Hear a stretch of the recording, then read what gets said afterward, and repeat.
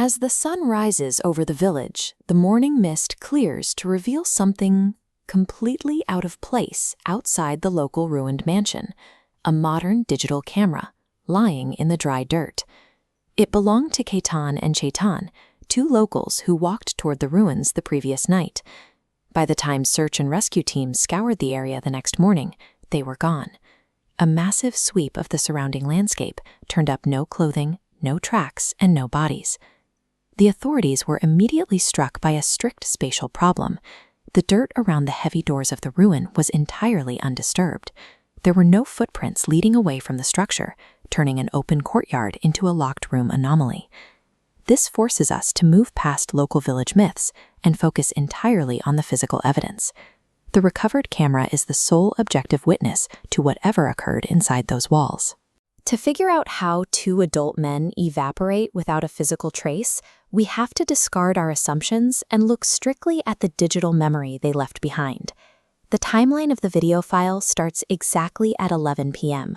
Ketan and Chetan are approaching the outskirts of the property, their camera rolling, speaking in hushed, nervous tones. They are up against a specific local ticking clock. The village lore strictly warns that unexplainable shadows manifest inside this particular ruin, specifically after midnight. Armed with a recording device, which often provides a false sense of security, they cross the threshold. Almost immediately, the digital record captures a distinct technological anomaly. The camera's visual feed spontaneously fails, plunging the video into total darkness, while the microphone continues to actively record crisp audio. This failure acts as a psychological trap. Stripped of their flashlight's objective visual record, Ketan and Chetan are now flying blind in a pitch-black ruin, forced to rely on human senses that easily deceive us in the dark. The audio track logs a heavy, suffocating silence.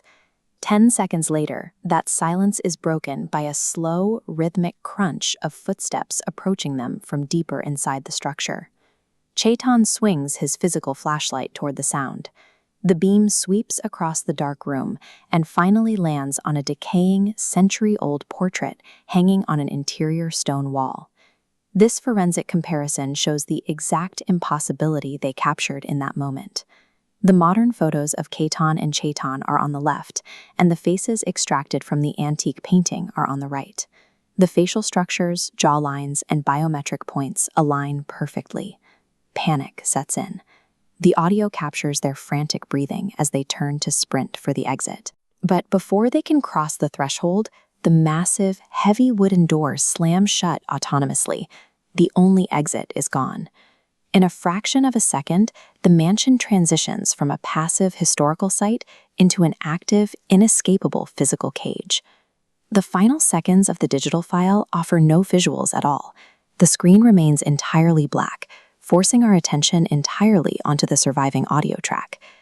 Cutting through the static, a disembodied voice clearly states, "Thum dono pir lot I."